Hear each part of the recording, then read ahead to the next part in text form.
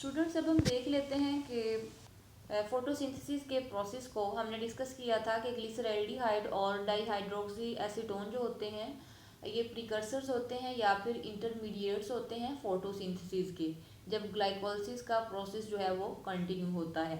तो फोटोसिंथेसिस जो है ये एक ऐसा प्रोसेस है जिसमें ग्लूकोज की सिंथेसिस होती है कार्बन डाइऑक्साइड और वाटर को और एनर्जी और सनलाइट को यूज़ करते हुए। तो ये एनर्जी कहाँ से आती है? बेसिकली ये एनर्जी सनलाइट से ही प्लांट्स जो हैं इसको रिसीव करते हैं। प्लांट्स क्या करते हैं कि फोटोसिंथेसिस के प्रोसेस में कार्बन डाइऑक्साइड को वाटर को यूटिलाइज करते हैं और साथ ही साथ जो ग्रीन प्लांट्स हैं उनके अंदर जो है वो ग्लूकोज की सिंथेसिस होती है। ठीक है, तो हम देखेंगे कि अगर प्लांट्स ने 10 ग्राम ग्लूकोज सिंथेसाइज करना है तो उनको कितनी एनर्जी की ज़रूरत होती है।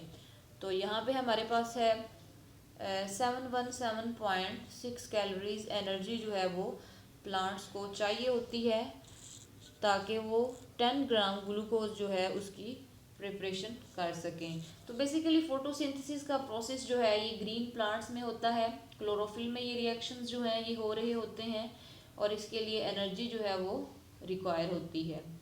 तो स्टूडेंट्स यहाँ पे क्वेश्चन ये है कि अगर हमने 25 ग्राम ग्लूकोज जो है वो प्रिपेयर करना हो तो हमें कितनी एनर्जी जो है वो रिक्वायर होगी। तो आप लोग इसे सॉल्व ज़रूर कीजिएगा।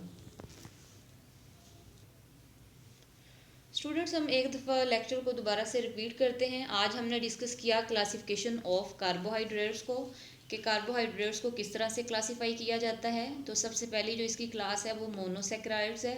तो मोनो मीन्स सिंगल या फिर वन। तो सेक्राइड्स जो है बेसिकली ये वर्ड सेकोरन से ड्राइव किया गया है जिसका मतलब है शुगर। तो मोनोसेक्राइड्स का मतलब हुआ सिंगल शुगर। तो अगर हम इसकी प्रॉपर्टीज़ को डिस्कस करें तो हम कहते हैं कि दीज आर सिंपल शुगर्स और इनको कभी भी हाइड्रोलाइज्ड नहीं किया जा सकता, इनमें हाइड्रोलिसिस नहीं होती क्योंकि ये सिंगल यूनिट पे मुश्तमिल होती हैं। और इसके अलावा जो इनका टेस्ट है वो स्वीट होता है और वाटर में सोल्यूबल होते हैं।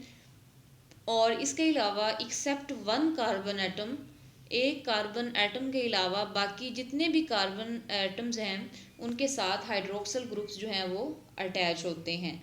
अगर कार्बन एटम्स के साथ एल्डिहाइड ग्रुप अटैच हों तो उस शुगर को हम नाम देंगे एल्डोज शुगर का। अगर कीटो ग्रुप अटैच हों तो उसको हम नाम देंगे कीटो शुगर का या फिर कीटोनिक ग्रुप वगैरह। ठीक है, तो हमारे पास दो ट्रायोसिस यहाँ पे एग्जिस्ट कर रहे हैं। तो अगर हम इसकी रेंजेस की बात करें मोनोसेक्राइड्स की तो हम कहते हैं कि 3 से 7 कार्बन एटम्स जो हैं वो मोनोसेक्राइड्स में एग्जिस्ट करते हैं।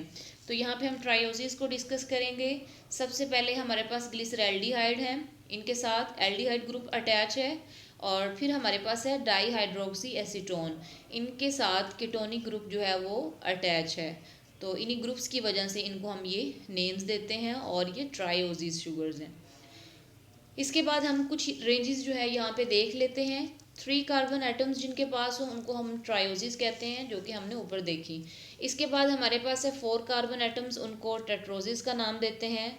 फिर हमारे पास है 5 carbon pentose, 6 carbon hexose, 7 carbon हेप्टोस।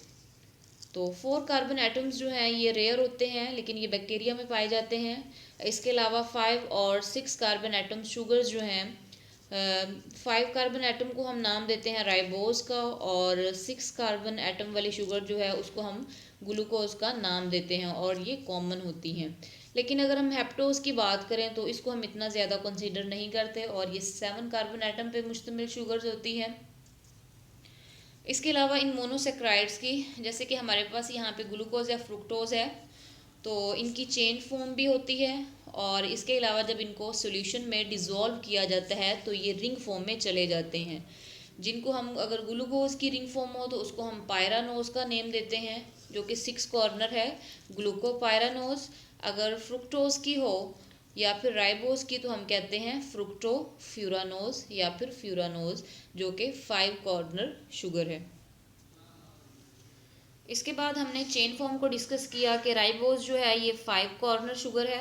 ठीक है, ये 5 कार्बन एटम्स पे मुश्तमिल होती है और ये इसकी चेन फॉर्म है। और इसको हम राइबोफ्यूरानोज का नाम देते हैं। फिर इसके अलावा ग्लूकोज, ग्लूकोज जो है ये 6 कार्बन एटम्स पे मुश्तमिल शुगर है और इसके साथ जो है हाइड्रोक्सल ग्रुप जो है वो अटैच हैं और इसको हम ग्लूकोपाइरानोज भी कहते हैं। इसके अलावा ग्लूकोज जो है ग्रीन प्लांट्स इसको सिंथेसाइज करते हैं, ब्लड के अंदर भी ग्लूकोज का लेवल जो है वो मौजूद होता है। 0.08% ग्लूकोज जो है वो ब्लड में मौजूद होती है।